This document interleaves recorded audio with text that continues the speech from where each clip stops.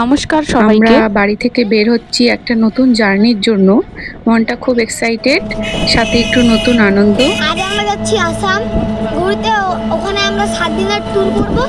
খুব মজা আসবে, চলো দেখবো। আর তোমরাও আমার সাথে থেকো পুরো ভিডিও জুড়ে। অনেক সুন্দর মুহূর্ত শেয়ার করব তোমাদের সাথে। চলো তাহলে শুরু করি আমাদের ব্লগ।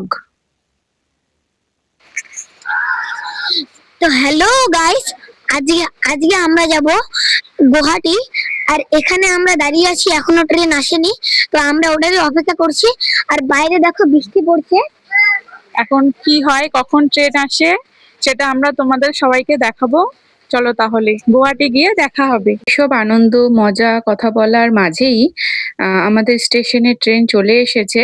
তো আমরা এখন সবাই ট্রেনে উঠে পড়বো।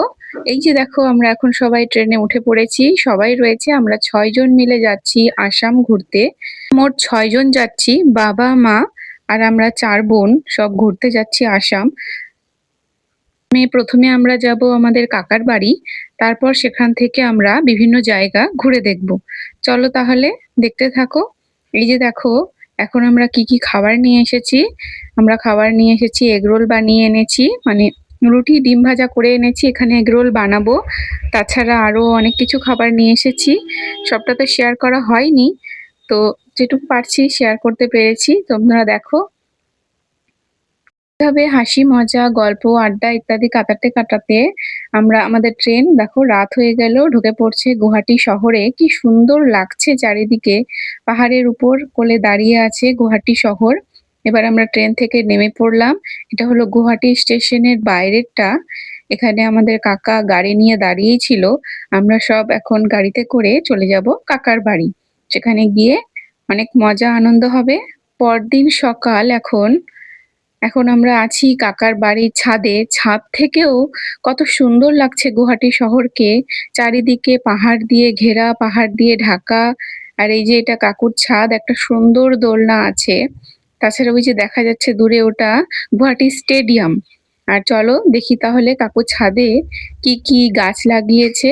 অনেক সুন্দর সুন্দর ফুল গাছ, তার সাথে কিছু শাকসবজিও লাগিয়েছে। এখান থেকে আমরা শাকসবজি তুলে খাবো, রান্না করব। তো চলো দেখি পুচকি কি করছে, সে তো দোলনা খেতে ব্যস্ত।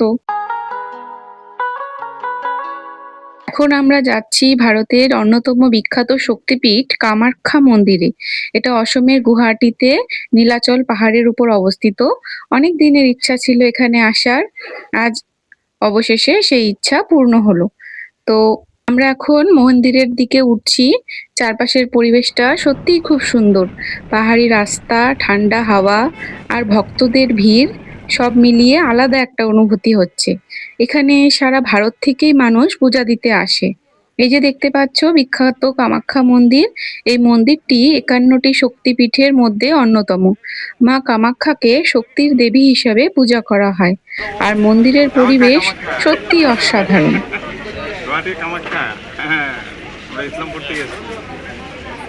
এখানে ভক্তদের অনেক ভিড় থাকে, বিশেষ করে ছুটির দিনে। তবে পরিবেশটা খুব শান্ত আর ভক্তিময়। এখানে এসে মনটা সত্যিই শান্ত হয়ে যায়। এই যে দেখছো পাহাড়ের উপরে সিঁড়ি দিয়ে উপরে উঠে যাচ্ছি। এখানে আমরা মন্দিরেই যাচ্ছি। মন্দিরে যেতে সিঁড়ি আছে এবং দুপাশে দোকান, বিভিন্ন রকমের জিনিস পাওয়া যাচ্ছে, পুজোর জিনিসও পাওয়া যাচ্ছে। তোমরা চাইলে এখান থেকে কিছু কেনাকাটাও করতে পারো। এভাবে উপরে যাচ্ছি। যাওয়ার জন্য আমরা সবার প্রথমে একটি ডালা কিনে নিয়েছি। এখন আমরা যাচ্ছি এই ডালাটি নিয়ে পুকুরে। পুকুরে একটি পুজো দিয়ে তারপরে আমরা যাব মূল মন্দিরে। বেশ উঁচু নিচু কিছু সিঁড়ি রয়েছে। আর এই পুকুরটির পাশে দেখো কতজন লোক সাধনা করতে বসেছে। আমি তোমাদের এখনই দেখাচ্ছি ভিডিওটি। এই যেটা আমরা যাচ্ছি পুকুরে। এই যে পাশেই আরো ছোট ছোট অসংখ্য মন্দির রয়েছে। আর এই যে সাধনা করতে বসেছে লোকগুলো, এই যে দেখো সব পুকুরের পাশে বসে ধ্যান করছে। তো এখন আমাদের পূজা দেওয়া শেষ। ভিতরে ক্যামেরা বা মোবাইল নিয়ে যাওয়া অ্যালাউ নয়, তাই আমি ভিতরের ভিডিও করতে পারলাম না। এখানে রয়েছে একটা বড় ঘন্টা, সে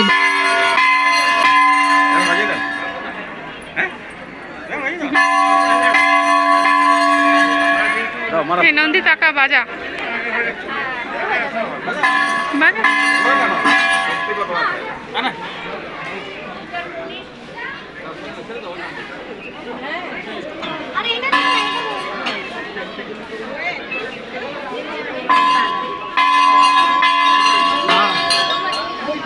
ক্যামেরায় পুরোটা বোঝানো সম্ভব নয়, সামনাসামনি দেখলে আরো বেশি সুন্দর লাগে।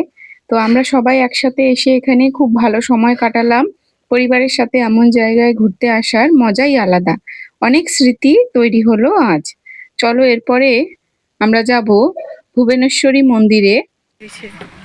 এই মন্দিরটা পাহাড়ের অনেকটাই উপরে, কামাখ্যা মন্দির থেকে আরো অনেক উঁচুতে অবস্থিত। এই মন্দির থেকে গুয়াহাটি শহরের একটা সুন্দর ভিউ পাওয়া যায়।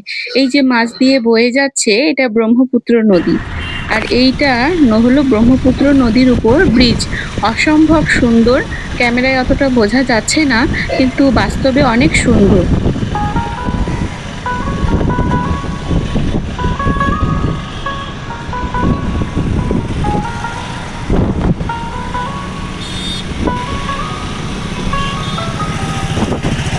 এটা হলো ব্রহ্মপুত্র নদীতে রাত্রেবেলা একটা ছোট লঞ্চের মতন চলে, সেখানে কিছু টাকার বিনিময়ে নাচ গান পার্টি খাওয়া দাওয়া সবই করানো হয়। আর আমরা এখন চলে এসেছি একটা এই নদীর পাশে একটা পার্কে, যেখানে খুব সুন্দর বসার জায়গা, তার সাথে ভিউ আর বাচ্চাদের খেলার অনেক জিনিসপত্র আছে। তো সেটা আমরা মজা করে দেখলাম, তার সাথে এখানে আমরা কিছু খাওয়া দাওয়াও করে নেব। করে এই নদীর পাশে বসে থাকার মুহূর্তটা সত্যিই অসাধারণ। রাত্রে খুব সুন্দর লাগছে নদীর জল, তার সাথে ঠান্ডা হাওয়া।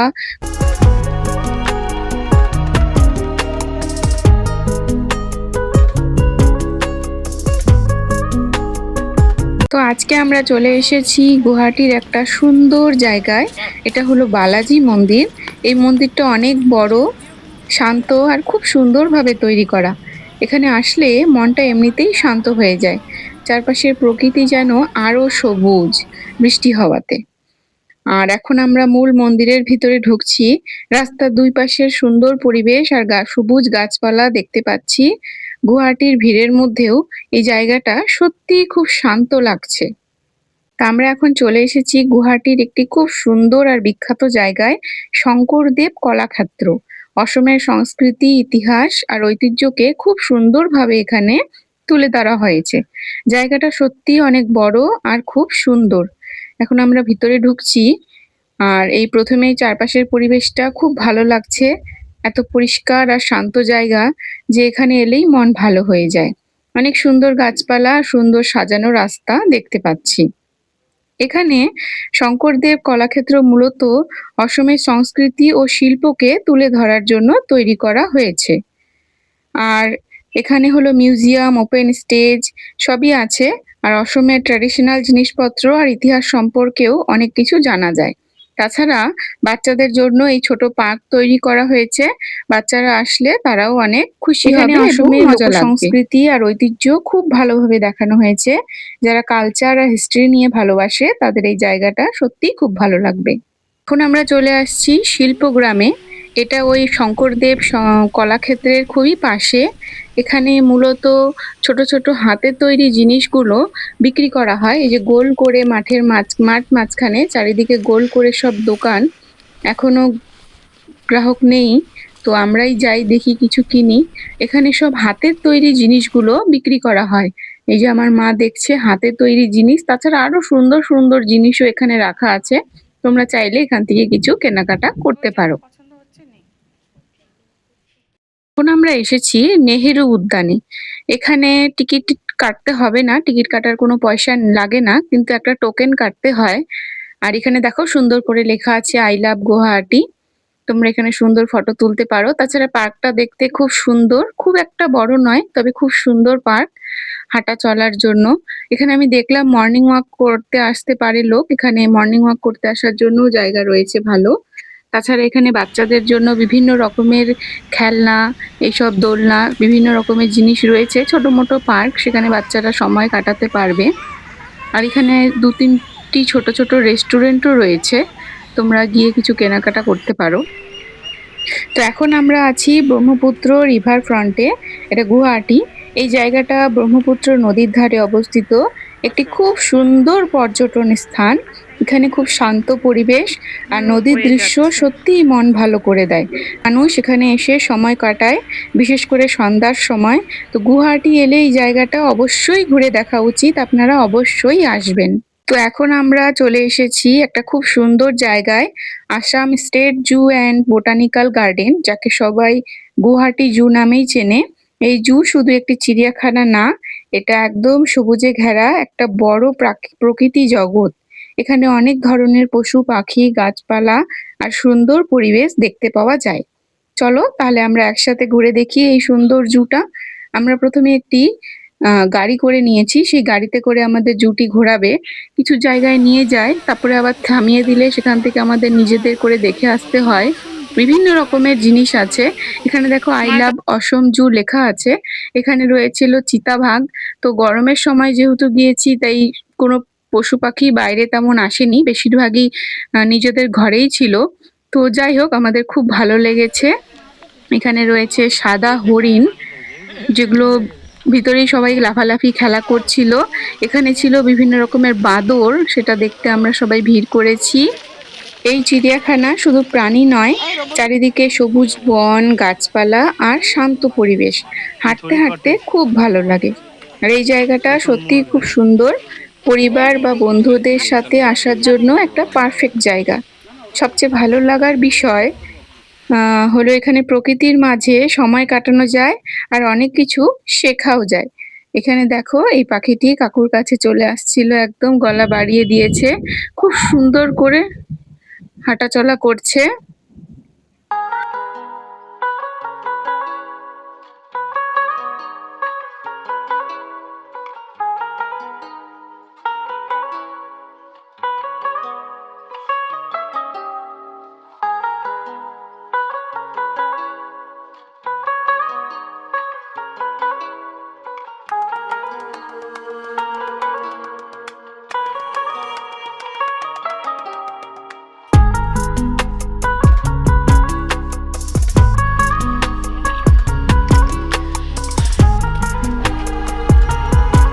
তোমরা অবশ্যই আমাকে কমেন্ট করে জানাবে যে এই জুটা তোমাদের কেমন লাগলো। আমার তো বেশ ভালো লেগেছে। তবে শীতের সময় আসলে বুঝি আরো বেশি পশু পাখি দেখা যাবে। এখন তারা বেশিরভাগই ভিতরে রয়েছে। তো অবশ্যই চেষ্টা করব একবার শীতকালে এসে ঘুরে যাওয়ার। তো এখন আমরা যাব কাকুর বাড়িতে।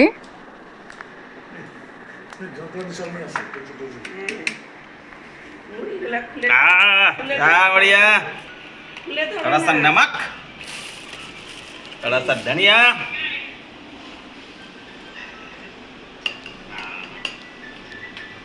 এই সুন্দর সফরের একদম শেষ পর্যায়ে এসে পৌঁছেছি আমরা। গুয়াহাটি শহরে কাটানো এই কয়েকটা দিন সত্যি আমার জীবনের একটা খুব সুন্দর স্মৃতি হয়ে থাকবে। প্রকৃতি, পাহাড়, ব্রহ্মপুত্র নদী, কামাখ্যা মন্দির, সব মন্দির, এই গুয়াহাটি জু, সব মিলিয়ে জায়গাটা মন ছুঁয়ে যাওয়ার মতো। সবচেয়ে বড় কথা, এই সফরে শুধু জায়গা দেখা হয়নি, আমরা আমাদের আত্মীয় স্বজনদের সাথেও দেখা করেছি। অনেকদিন পর পরিবারের মানুষদের সাথে একসাথে সময় কাটাতে পেরেছি। হাসি, গল্প, আড্ডা সব মিলিয়ে এই মুহূর্তগুলো সত্যিই খুব দামি। আজকের দিনে ব্যস্ত জীবনে এমন সময় পাওয়া খুবই কঠিন। তাই এই সময়গুলো আমি সবসময় মনে রাখবো। গুয়াহাটির মানুষজনও খুব ভালো। তাদের ব্যবহার, তাদের শান্ত স্বভাব সবকিছুই আমাদের সফরকে আরো সুন্দর করে তুলেছে। এই সফরটা আমাকে আবার মনে করিয়ে দিল, পরিবারই আসল সম্পদ। আমরা যতই দূরে থাকি না কেন, একসাথে কিছু সময় কাটাতে পারলে জীবনটা সত্যিই সুন্দর হয়ে ওঠে। গুয়াহাটি, তোমাকে ধন্যবাদ এই সুন্দর অভিজ্ঞতা দেওয়ার জন্য। আমরা আবার নিশ্চয়ই একদিন ফিরে আসব নতুন গল্প আর নতুন স্মৃতি নিয়ে। এখন আমরা বাড়ির পথে রওনা দিচ্ছি, সাথে নিয়ে যাচ্ছি অনেক স্মৃতি, অনেক ছবি আর অনেক ভালো লাগা। সবাই ভালো থেকো, সুস্থ থেকো। ভিডিওটা যদি ভালো লেগে থাকে তাহলে লাইক, শেয়ার আর সাবস্ক্রাইব করতে ভুলো না। আজকের মতো এখানেই শেষ। আবার দেখা হবে নতুন কোনো জায়গায়, নতুন কোনো ভ্রমণ নিয়ে। তাহলে সবাইকে ধন্যবাদ। টাটা।